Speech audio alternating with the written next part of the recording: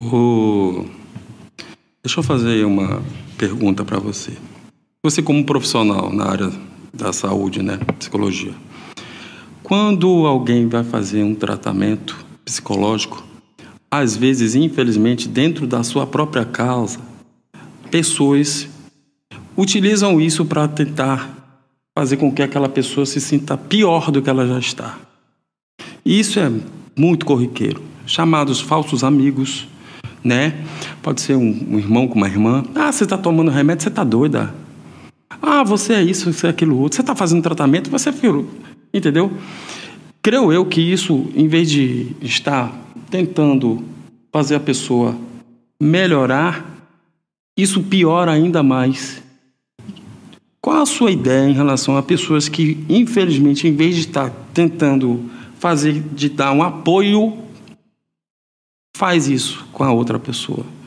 O que você pensa em relação sobre esse tipo de gente que fica utilizando esse artifício para poder estar diminuindo a outra pessoa? Bom, aí eu vou expressar aqui a minha opinião pessoal, tá? Existem pessoas e pessoas, tá? E existe uma classe que se chama psicopatas. Encontraram um nome bonito que é transtorno de personalidade narcisista. Para mim é só um nomezinho bonito que inventaram para psicopata.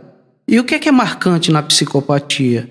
É justamente essa falta de sensibilidade com o sofrimento do outro. Isso é desumano, cara, né? Uma pessoa que tem essa personalidade psicopática, né?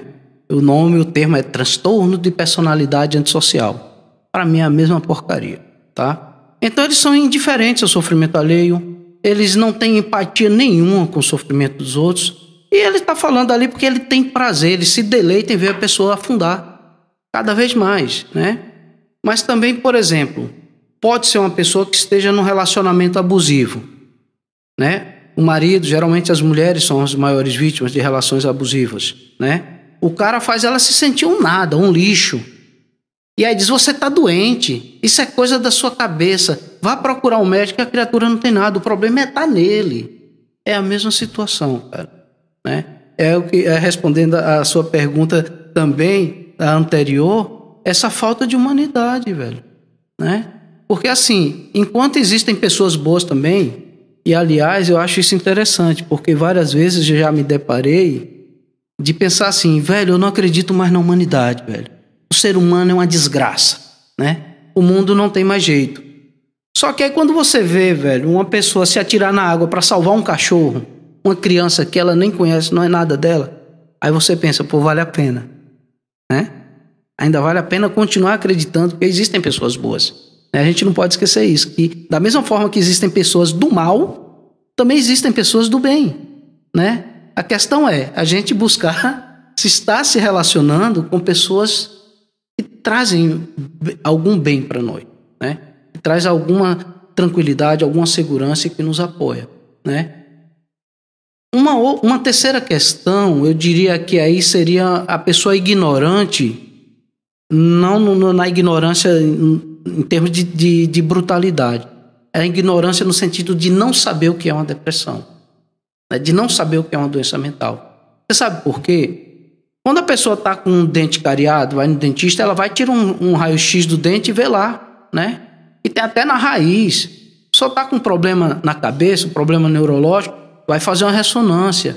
E os problemas psicológicos não aparecem em exame nenhum, cara. Ele só é detectado na clínica, é no diálogo com o profissional comprometido em ajudar, em resolver a situação daquele paciente. Ao menos amenizar o sofrimento daquela pessoa, né?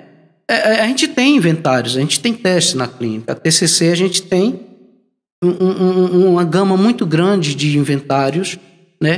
Para ansiedade, para estresse, para depressão, para o suicídio, para a desesperança, para o déficit de atenção. Então, a TCC, a gente tem instrumentos para detectar isso, mas a gente só pode aplicar isso na clínica, né? É difícil. Então, assim, uma pessoa não sabe o que é um transtorno mental, o exemplo mais comum é a depressão. Eu costumo dizer para as pessoas, olha, você já sofreu pela morte de alguém? Né? Como é que é uma pessoa enlutada? Ela perde o apetite, ela não consegue dormir, entra de noite adentro, só quer ficar dentro do quarto né? Não quer ver ninguém, ela não tem disposição para fazer nada, né? Ela não tem iniciativa para se divertir, para ir para uma festa, para uma balada. Ânimo, né? Não tem ânimo. É a mesma coisa da pessoa em depressão. É a mesma coisa, o sintoma é igual. Certo? Só que o luto, ele não é uma doença, ele é um fenômeno. O luto é um acontecimento de perda que traz um sofrimento na vida da pessoa e ela vai mudando, melhorando com o tempo. A depressão não. A depressão é um transtorno mental, né? A depressão, alguns consideram como uma doença que tem tratamento. Em alguns casos a gente pode falar de cura. A pessoa faz um tratamento medicamentoso, chega um período ali, geralmente os médicos começam entre 3 ou 6 meses, a depender da necessidade, estende para 1 ano ou um pouco mais, mas vai chegar um momento que vai fazer o desmame e a pessoa suspende a medicação. E ela vai viver o resto da vida dela sem nunca mais ter uma crise. Já tem outras que, de tempos em tempos, a cada 5 anos, a cada 10 anos, ela vai ter uma recaídazinha, vai ter uma crise ali, mas ela já sabe como tratar, faz o tratamento, faz o desmame e volta ao normal, né? Então, assim, tanto a depressão quanto a ansiedade são transtornos mentais que têm tratamento, tá? Alguns casos a gente pode falar de cura. A depressão, por exemplo, tem um tipo de depressão que as pessoas acham ela mais branda, que se chama distimia. A distimia é muito comum, assim, as pessoas confundirem com estado de tristeza, né? É aquela pessoa que está sempre mal-humorada, sempre desanimada, sempre sem motivação. Eu já ia te perguntar, porque às vezes a gente realmente está num dia ruim, está triste. Como é que a gente vai saber se o que a gente está sentindo ali naquele momento, naquele dia ou naquele mês é depressão? Porque todo mundo fica triste de vez em quando, não é? Não é possível que a gente fique só sorrindo o tempo todo. Como é que eu vou separar o que seria a depressão, o que seria aquele estado emocional ali do momento? Tá. Bom, para início de história, a tristeza é uma emoção, como qualquer outra. Então a emoção é passageira, né? A emoção eu costumo dizer que é como um choque. Você toca o dedo no fio descascado, você toma aquela bordoada ali e passa. Depois o que fica é só a lembrança do choque, né? Na depressão não, a depressão não passa. Né? Então isso já é um sinal, né? Para quem está nos assistindo. E por que se chama transtorno mental? Porque vai trazer prejuízo na vida dessa pessoa. Ela vai ter problemas de colocar atestado constantemente no trabalho. Ela, depender da situação, ela pode perder o emprego. Conviver casado, morar junto com alguém que tem um transtorno é algo muito difícil.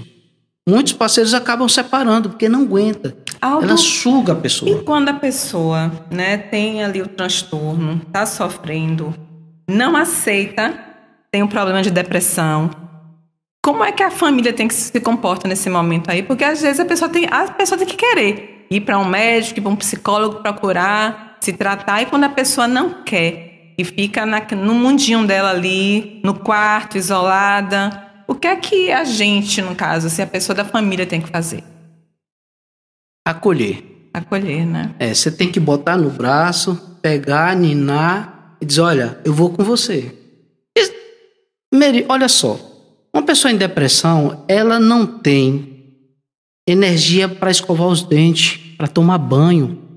Ela começa a negligenciar a higiene pessoal. Ela negligencia a alimentação. Se a pessoa não tem ânimo de tomar um banho, de escovar os dentes, você acha que ela vai de madrugada marcar uma consulta no médico, esperar horas e horas para pegar uma senha, uma ficha? Não vai, cara. Alguém tem que fazer isso por ela. Dizer, olha, eu tô aqui com você, vamos lá. Você vai sair dessa, eu vou te ajudar. Você tem que pegar literalmente na mão da pessoa e levar. Porque partir dela é muito difícil, cara. Muito difícil. Aí você tem que caminhar junto.